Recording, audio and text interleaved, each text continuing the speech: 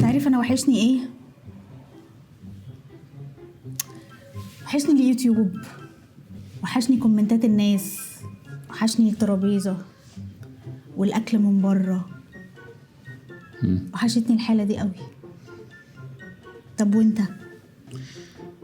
انا جعان. مساء الفل وحلقه جديده من تقييمات الاكل. ساره فهمي، محمد حسين راشد. انا سعيد، انا مبسوط ان انا هرجع اكل هنا تاني. دي حلقه العوده. أيوة. بعد غياب طويل. اسمحي لي اديكي تسقيفه. لايكاتك الحلوه ما تنساناش عشان احنا رجعنا ولا كل 4 الساعه 5 قناه ساره فهمي. اوعى تنسى. ايوه، اخر حاجه صورناها كانت 21 يناير قبل رمضان باسبوعين 3. ايوه، ومن بعدها بتقريبا اسبوعين عرفنا ان حضرتك حامل. في ناس يمكن ما تعرفش الموضوع ده. بعد ما عرفنا ان ساره حامل طبعا كان اول حاجه الدكتور قالها لها مفيش اكل من بره، لكن ربنا ما ارادش ان الحمل يكمل. يوم 1 رمضان عرفنا ان مفيش بيبي خلاص، الحمد لله والشكر لله. كان قرب على شهر، كان قرب يتم شهر يعني. الحمد لله على كل حال. طبعا عشنا شهر صعب جدا. رمضان كان كله اغلبه اكتئاب ولغايه دلوقتي والله، لكن احنا كنا ان شاء الله لازم بنحاول بالظبط ان احنا نرجع. واللي كان متابعنا على الانستجرام كان عارف كنا بنحاول ان احنا كنا عملنا كام فيديو كده في المطبخ، كنا بنحاول ان احنا نرجع بيهم، نحاول نزك يعني كده عشان نرجع تاني، بس ما كناش قادرين يعني. احنا كنا شويه نقول وشويه مكتئبين ساعه لحظه التصوير. مش قادره اطلع اهزر واضحك والكلام ده كله، لان الظرف كان صعب جدا الحقيقه. ولكن الحمد لله على كل حال احنا رجعنا، وهنحاول نبقى دايما ملتزمين. وعندنا حاجه جديده في السيزون ده، لو هنعتبر ده سيزون بيبدا يعني، غير ان احنا عايزين نجيب تكييف في الريسبشن لو سمحتي. دي اهم حاجه بجد، لان احنا داخلين على الصيف. ايوه، تقدر تعمل جوين او تبقى ممبر في القناه دي، وده لسببين. السبب الاولاني ان انت تدعم القناه طبعا وتشجعنا. ده اكيد 100%، عشان الحلقات بتتكلف فلوس مش لذيذه يعني، مش لذيذه خالص. والحاجه الثانيه ان شاء الله في السيزون ده هيبقى معانا ضيوف، هناخد الاكل ونروح ناكله عندهم. ده كل أيوة. شويه، مش كل حلقه يعني، كل كذا حلقه بالزبط. هنعمل اللقطه اللذيذه دي. فهيبقى في كونتنت مخصوص من الحلقه بتاعت الضيوف للممبرز بس. ايوه، مش الحلقه كلها، حته صغنطوطه خالص، حته صغيره هتبقى مخصصه للممبر، اكسكلوسيف للممبر، اكسكلوسيف خالص بالظبط. احنا رغينا رغيه هستيريا. عايزين ناكل بقى. بدات ابقى واخده بالك عشان الجو بدا والاضاءه. فانا شايف ان احنا النهارده نفرش الفرشه بقى. يلا بينا. جوع تموت. الصيف يعني برجر، والبرجر يعني صيف. ومفيش احلى من كده فرشه برجر. ايوه، احلى واقوى واجمد 5 محلات برجر قلنا نخليهم يتخانقوا مع بعض في الحلقه بتاعت النهارده. اشهر برجر عند كل واحد منهم ماما برجر هاوس، بافالو برجر. اهلا وسهلا. الناس دي كلها اول مره معانا. ده دادز بس مرهق شويه برضه، سقفنا مش مشكله. هولمز ولاول مره معانا برضه. ايوه، وتوماس اللي هو اغلى واحد. ولذلك هنقدم لكم اقوى برجر في مصر 2026. حلقه للتاريخ دي ولا ايه؟ احنا من الاغلى للارخص. ايه رايك؟ اوكي. ولذلك نقزح الحاجات دي. وتوماس ودي معايا بس بعد السقفتين.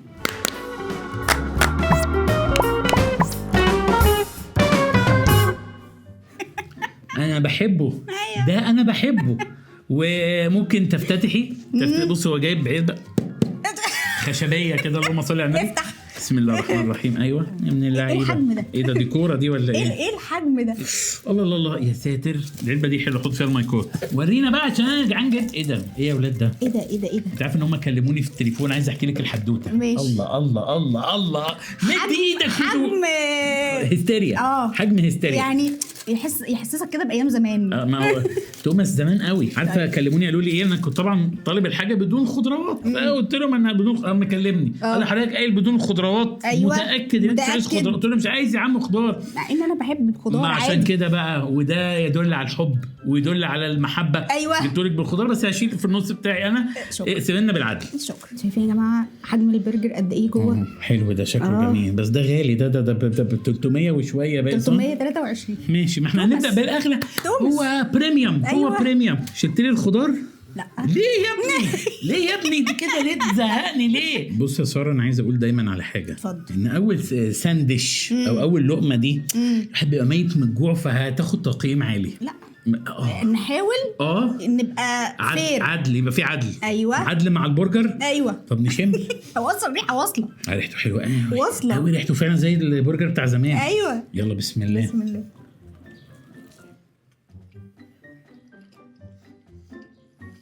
هو اقرب للكلاسيك برجر. كلاسيك برجر ده مفيش اي حاجه، هو كلاسيك برجر. هو خس، ايوه، وخيار مخلل وبرجر بس حجم يعني محترم، وطبقه تشيدر. بس حتى طبقه التشيدر، يعني بصي طبقه التشيدر، بصوا يا جماعه شايفه طبقه تشيدر كبيره والبرجرايه كبيره. هي كل حاجه يعني باينه في الساندوتش، انت ما تحسش ان في حاجه طاغيه على حاجه. ده ما عجبكيش قوي يا ساره كده؟ كلاسيك. ما هو انت عايزاه يعمل ايه يعني؟ يطلع طاووس من جواه. احنا قلنا ان احنا هنجيب اقوى برجر عند كل واحد. اشهر ماشي، مش لازم يبقى اقوى يعني. في على فكره في حاجات بيبقى الاكل عندها الله. لا ده عجبك بقى، لا ده بسم الله. بريميوم. طعم اللحمه مغذيه، لحمه مغذيه بصراحه. لحمه مغذيه فعلا للاطفال والناس الكبيره عادي. طعم اللحمه باين، حاسه ان هو كمان طعم لحمه بلدي، باينه ان هي مش واخده اي حاجه مثلا فول صويا مش عارفه ايه، مفيش اي حاجه زياده. انا ما عجبنيش قوي لو ملاحظه جدا. اتفضل باقي. انا حاول طبعا ما حاجتين حتى بس بعد التصوير. توماس لو ينزل اسعاره 90% يبقى حلو. دي استحاله. لو ينزل 90% يبقى جامد. هو ده اسمه بيبيع اسمه بيبيع حاجات بريميوم وبراند، وانا عارف والله. لا الحجم الحاجات مناسب. لا بس البيتزا لا يا ساره، غالي قوي. لا استني، لا البيتزا جبتي من عنده قريب من كام يوم تشيز كيك حلو، سعره حلو قوي وعجبك جدا. ايوه وانا جبت البيتزا بتاعتي، بس عايز اقول لك لا وجبت ساندوتش سلمون قد كده. انت جبتي سلمون قد كده؟ ساندوتش سلمون والله قد كده، جواه سمكيه سلمون. باجيت كلها بصراحه. في محلات هروح اجيب منها ساندوتش تمام وب 300 و400 والكلام ده كله، بس ساندوتش قد كده. لا ما ده مش ساندوتش، ده كده ده حرامي اللي بيعمل كده، انسان حرامي لازم يتسجن. انا بحس ان توماس بيدي كواليتي مقابل سعر، وكوانتيتي مقابل سعر. بس انا عايز اقول حاجه في البيتزا بالذات بتاعتهم. انا ممكن لما نعمل حلقه بيتزا ونجيب هنا نقعد نلغوص، بس بيتزا توماس رفيعه جدا، يعني رفيعه لا ترى بالعين، حاجه حجمها بسيط خالص، طعمها يجنن في الجمال. أيوة. هي احلى بيتزا انا بحبها، بس فيها عيب خارق اللي هو ان اغلى او اكبر بيتزا اللي هي ممكن مثلا ناكلها انا وانتي ب 700 جنيه. ما هو ده برضو كتير قوي يا عم توماس، لم نفسك بس شويه. بس انت اكيد واحد يعني بني ادم مش هتاكل من توماس كل يوم. دي حاجه انت بتنزه بيها نفسك مثلا مره في الشهر. لو معايا فلوس وبني ادم هاكل منه كل يوم. يعني ايه لو بني ادم؟ امال انا ايه؟ امال انا دوج؟ ما انا بني ادم. خد بقى يا عم. ايه الدبانه امشي. دبانه عجبها الاكل بتاع توماس. بسم الله. يلا على اللي بعده. يا خرابي زقت حاجه توماس كلها قالت عشان في حاجه تانية بعدين. أيوة. الى المركز الثاني. مش مركز بقى، ندوق البرجر الثاني. ايوه سقفتين.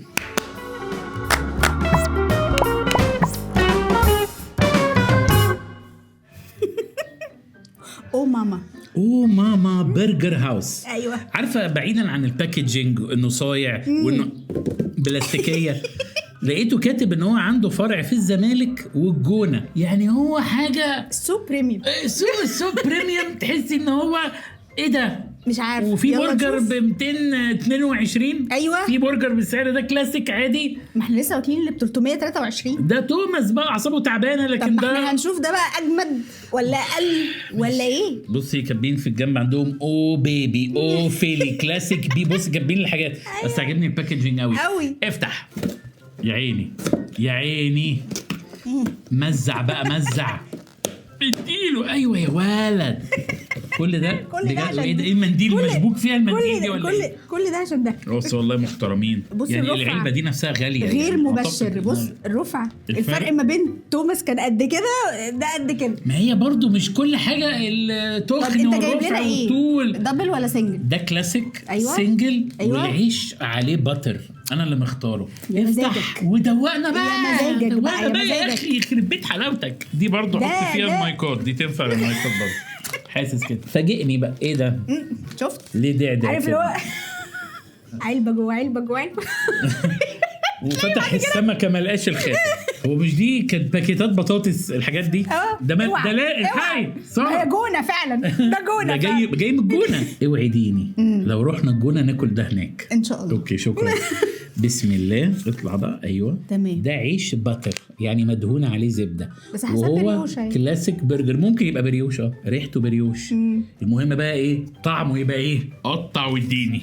مزاجك لما تختار بقى، يعني تفنن بقى في اختيارات الاكل وتجيب لنا اوردرات. ايوه الله. ايوه يا بنتي بقى. ايوه بقى حلقه برجر، وفي احلى من البرجر. البرجر تحس ان هو مغذي قوي من عينه كده، باين عينه ايه قصدي من عيني. اهم حاجه انه ما فيهوش خضار. لا الحمد لله. هو كان بخضار ده يدل وانت ان شلت المحل الخضار؟ ده لا وما كانش كاتب له كده. المحل ده بيفهم ما دام مش حاطط خضار مفيش حاجه اسمها برجر عليه خضار. بصوا يا جماعه، هي الشيدر سايحه، بس يعني هي مش قطعه دبل هي شيدر يا سايحة. ساره، دبل يعني في قطعه شيدر فوق في وفي قطعة، شيدر سايحه تحت. شكله موال، بس هو سماش. شكله هو سماش. هو رفيع شكله. جدا. سماش برجر. حاسه ريحه العيش مش شامه ريحه البرجر.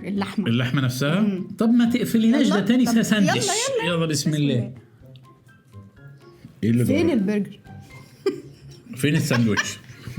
فين البرجر؟ يا ماما مالك؟ فين البرجر؟ انا مش زي اي حاجه غير الجبنه والعيش. على فكره هو ما هوش وحش، بس يعني طبعا لازم هكمله. متهيألي ان ده مش كل مره نعمل وكده هشربها. هكمله. انا حاسه ان ده غلط ان يتجاب سنجل. انا حاسس انه غلط انه يتجاب فول ستوب.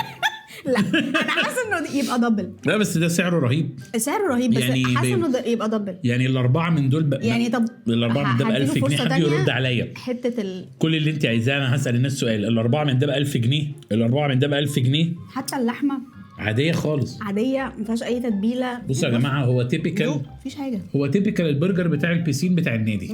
مش يعني حاجه العيش سبيشال. العيش محترم، يعني العيش صابح محترم. او ماما برجر، او ماما، شكل فيه صفر جه معانا. التقييمات بقى شكل الزيرو صرح بدري اهو. مش هقول، ممكن اديله 3، ما انا يمكن في صفار جايه محدش عارف. لا مش حاسه. بس هو طعمه شهي عشان نبقى ما بنكذبش برضه. يعني ماسكه السكينه ليه فيه؟ انا اسف. لو حد جعان لا ومش فارق معاه الرقم، بس هو بصراحه اوفر قوي. لا صار اي حد جعان هياكل. يعني انت مش فيني واحد جعان. انا في مره كنت هاكل القطه فريده. ما انا اكيد، ما انا بشوفك وانا جعان. انا كنت عارف. قالت لي نيو ابعد. طب خلاص سوري انا اسف، شفتك هوت دوج. بس بصراحه ده طعمه مش وحش، بس طبعا هو غصب عن الواحد. هنقارنه بتوماس طبعا.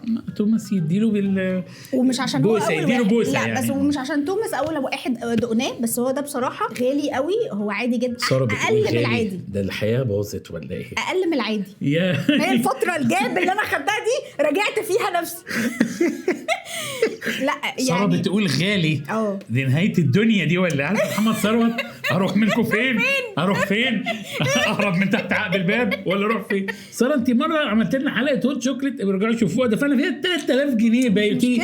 انا رجعت نفسي. انا بضرب نفسي بالجاب اللي انا خدتها من القناه دي. رجعت فيها نفسي. ممكن ناخد بق وبعد كده ناخد جاب. بسم الله سمي الله. يخرب بيت حلاوتك يا شيخ. اللي هو ايه؟ لا ده مش حلو. المشروب مش حلو، يعني مش حلو بالنسبه لا بالنسبه للسعر مش حلو خالص. المشروب حلو. ايه ده؟ انا بتكلم على البرجر. المشروب مش حلو. ده المشروب وحش. المشروب حلو كويس قوي. لا هو كسعر ما هنتكلم بقى في التقييمات وهنقول ليه. بس انت خربت الحلقه. لا والله من لسه اولها يا بنتي. لا ما يمكن يجي حد اقل، ما احنا داخلين على بلاوي. ما انت اللي قلت. ما انا هقول لك اهو. عارفه دلوقتي المفروض نعمل ايه؟ عارفه المفروض نعمل ايه؟ سقفتي. يلا.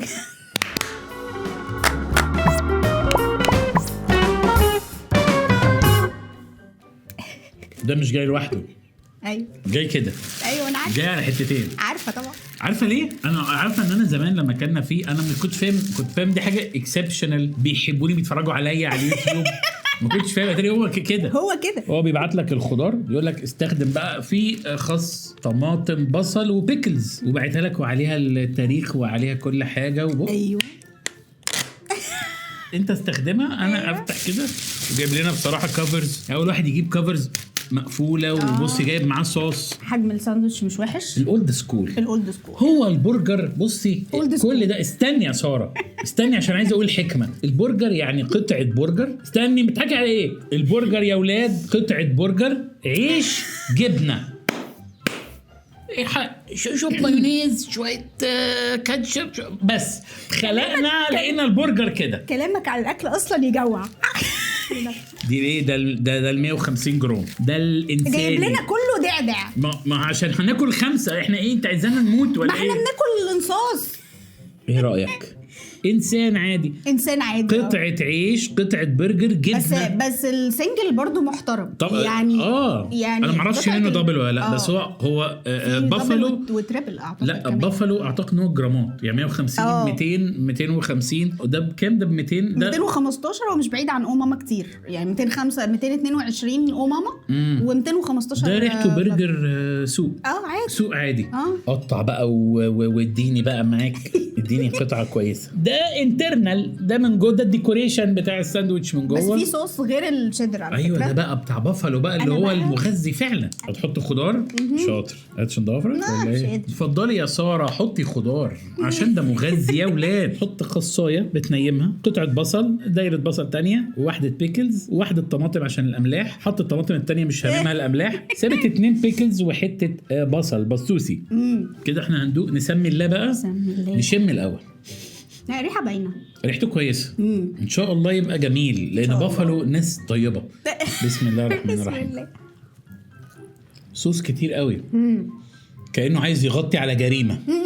العيش حلو عيش صابح مش مفتفت او بايت او كده. دي تبقى جريمه والله لو ده حصل. الساندوتش فوق ال 200 جنيه ولا 300 جنيه ويجيب لي العيش وحش ده يبقى احنا بنهزر بقى. هو الصوص فعلا كتير قوي. البرجر يعني تحس طعمه من بعيد كده لكن انا احب البرجر ده. نفسي اقول حاجه لهواة الدايت ان ده تحس ان هو اكثرهم صحي. الحاجه تبقى باينه اللي فيها دهون كتير او كده ده هتحس ان هو جريلد فعلا. وطبعا يعني ده في اوبشن جبار اللي زي محمد ما بياكلش خضار. اللي زي محمد ايه في ايه ما بياكلش خضار عندك حريه التصرف ان انت تحط خضار في الساندوتش بتاعتك ولا لا. ايه الغلاسه دي؟ ما كلكم بتعملوا كده.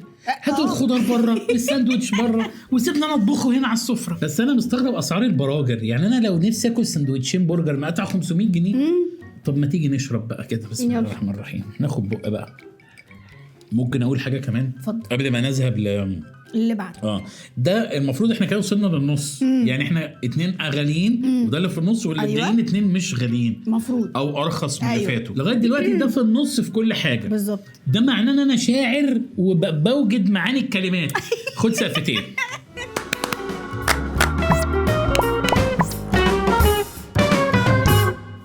هولمز اللي انا كان نفسي فيه من زمان واخيرا فتح جنبنا في الزمالك. فيعني فرصه سعيده جدا ده مشروم وطيوب ب 185 يعني اقل من 200. قبل ما اطلع الساندوتش من كيس حاسه اديله بوسه قبل اللعيبه. الحلقه دي كانت هولد عشان هولمز كان في المعادي. ده التشيزي مشروم. ايوه ده التوب كانتالوب. يا ساتر يا ساتر. ايوه بسم الله. يلا بقى هتحسي يلا باشا انا متحمسه له جدا. ايه ده في ايه ده؟ حاجه قصه. ده موال يابا موال. شكل الساندوتش كده سكينه هقطع انا المره دي لان بصي هو ربنا سبحان الله مدينا نقطع من هنا عشان انت تاخدي دي وانا اخد دي. ده بريوشي ده طبعا. ده البريوشي حاسه كده. بسم الله الرحمن الرحيم. يا نهار ابيض يا ولاد. حجم الساندوتش كده الوقت يا نهار ابيض يا ولاد. لا بس جوسي لوسي. انا هشيل الخضار بس. انا مش عايز الحته الكبيره. انت برافو عليك. ده هي دي القناعه التي هي كنز لا يفنى. في ايه بقى؟ في بيكلز بشيلها في مايونيز مش شيدر. هخلي المايونيز عادي ومشروم هخليه برضه عادي. مشروم وبصل ريحته فظيعه وانا بحب المشروم. العيش محترم قوي. بص ندوق بقى ندوق. بريوش اعتقد ده بريوش طري. بريوش الساندوتش كله فلافي طري جدا. طب بسم الله الرحمن الرحيم. بدأت تردع. ايه ده؟ انا بقيت زيك فهشيل البيكل. ايه ده؟ فجأة عايزه ادوق المشروم مع البرجر. حالة الساندوتش حلوة يا جماعة. ده حلو قوي. ده ب 185 وكل حاجة في الساندوتش كده تحسها اللي هي لايقة مع بعض. مفيش حاجة تحسها شاذة عن الساندوتش. العيش تحفة. البرجر فشيخ. حلو قوي. الساندوتش حلو سعره جبار. تحسه برضو ان هو ناقص شوية ملح. لا انا عندي الملح. ايه ده غريبه دي. لا انا الملح عندي مظبوط. مثلا دي غريبه قوي. يمكن حجما لو انت ميت من الجوع 1.5. يمكن عيبه بس لو بس هو كسعر، ما هو انا لازم ابص على اللي حواليا انه اقل من 200 حتى لو حاجه بسيطه. انا عارفه ان الفرق مش شاسع، لا مش شاسع طبعا، بس اعتقد في الوقت اللي احنا فيه ده لوجيك ان انت لو جبت سندوتشين ب 300 وشويه مقبوله يعني. لو بريميوم. لو انت رايح لماركه غاليه، لا طبعا البرجر بس في برجر ب 60 جنيه وب 50 جنيه في محلات، بس قصدي من ماركات بريميوم. بصراحه يستحق الانتظار. لا اله الا الله، لا اله الا الله. بس انا عايز اقول حاجه كمان، هولمز جامد قوي في طعم الحاجات. يعني في ناس بتحط حاجه يقول لك لو شال منه مش عارف ايه، لا ده حلو قوي. وبصراحه يا جماعه سعره جبار، يعني الاثنين من ده بواحد سعرا، مش كواليتي ولا طعم. احنا لسه هنقول بقى في الاخر ليه توماس، وتوماس حبيبي يعني. واول مره ساره تخلص. واو.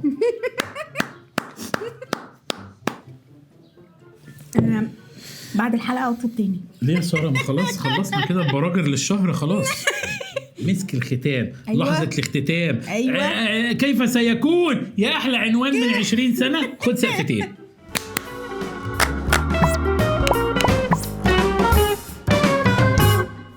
داديز برجر. انا خايفه بعد اللي فات. انا خايف من المقارنه. انا مقلقه. وبعدين هو مدبس البتاع كده ليه؟ عشان هيسرقوا الساندوتش. وفي ايه بجد؟ هيسرقوا الساندوتش. لا بس انا عايز اشيد بحاجه. حاسه الحجم لا مش وحش، مع انه سماشد. ده سماشد اللي عندهم اشهر واحد عندهم ده. هو سعرا يعتبر كويس. يعني ب 169 اوبا. تحسي ان هو برجر ناتشرال برجر. يعني عادي، البرجر طالع من الساندوتش. اي حاجه. ده شكل البرجر الايموجي. بص اهو. تعالي نتصور معاه. ايه ده؟ خص. البرجر وقع في برجر وقع. سماش ده اللي هو بينهار وهم بيعملوه شويه. والخاص شكله حلو، لونه حتى جامد. الخاص اقطع واديني. اوكي. في هنا بقى عيب هنكتشفه مع بعض، ان حجم العيش كتير. العيش مبالغ فيه زياده. حجم العيش كتير مقارنه بايه؟ يظلم البرجر اللي جوه. ده احنا لسه نقول البرجر طالع من الساندوتش. ده غريب قوي على فكره. ساره غالبا كلامك هيطلع صح، لان بصوا يا جماعه يا ساره قصدها بصوا العيش تخنه قد ايه من فوق. تخين قوي مقارنه حتى بعد ما شلت الخس ويلي بافي كده فلافي لذيذ يعني. بسم الله. بس مش بريوش، هو عادي. لا عيش عادي بس شكله معمول سبيشال. انا حاسس باكل هوا. ده ملوش اي طعم. ازاي ده اشهر واحد عندهم؟ اقوى واحد اللي واخد اللي هو البيكس العاليه. توب ريت. عارف انا احس عايز فيه العيش ده. وهتاكل البرجر. بص هي تتبيله البرجر حلوه، بس انا لو هاكل اللحمه كده يعني، لو هاخد حته اللحمه اكلها لوحدها. ما انا ده اللي بقوله. لكن مع الساندوتش انا مش حاسه حاجه. العيش زياده. انت كان كلامك صح.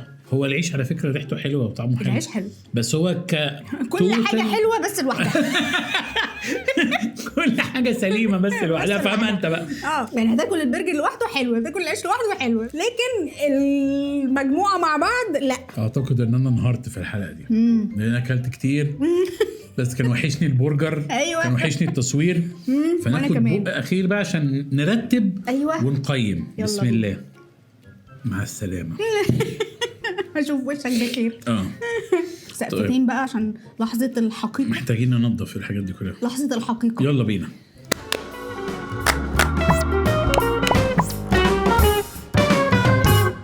الدنيا نطفت قوي كده ليه؟ قوي. ايه ده؟ ما هذه النظافه المبالغ فيها؟ الحمد لله مبسوط ان احنا رجعنا والله. وانا كمان قوي. 5000 لايك على الحلقه دي. 5000 لايك. أيوة. شجعونا عشان نفضل مكملين. الاستمراريه ان شاء الله. والسيزون ده يعجبكم باذن الله. هيبقى معانا المفاجآت اللي احنا هنعملها لكم. ضيوف لذيذه بتحبوا ناخد الاكل ونروح ناكل عندهم. اتاكد لو انت عندك القدره انك تبقى ممبر او تعمل جوين او تبقى منتسب في القناه، هتلاقي جوين موجوده تحت هذا الفيديو. احنا كلنا 5 براجر. ايوه. من الاغلى للارخص. توماس ب 323. او ماما برجر هاوس ب 222. ايوه. بافالو برجر ب 215. هولمز ب 185. واخيرا داديز برجر ب 169. هنقيم كواليتي وطعم بناء عن السعر. طبعا السعر داخل معانا ان احنا كمان رتبناهم بالاسعار. بالزبط. نبدا بتوماس. اوكي. توماس جميل لذيذ. جه اخر واحد مع انه اقرب واحد لينا. 1 2 3 9 بالنسبه للسعر مقارنه. انا الواحد النقطه الاقل دي للسعر، لكن هو توب نوتش كواليتي جبار. نقطه واحده عشان السعر؟ لا عشان بحبه. صاحبي بحبه. كوسه لا والله كويسه فعلا. يعني يا توماس 90% من حاجتك لو تنزل اسعار يبقى كويس. 90% 90% فتبقى 10 من 10 بلا منازع. بعد كده كلنا او ماما برجر اللي كان جاي في باك حلو ابيضاني كده لذيذ ب 222. واحد كلاسيك سنجل والعيش كان معمول ببتر.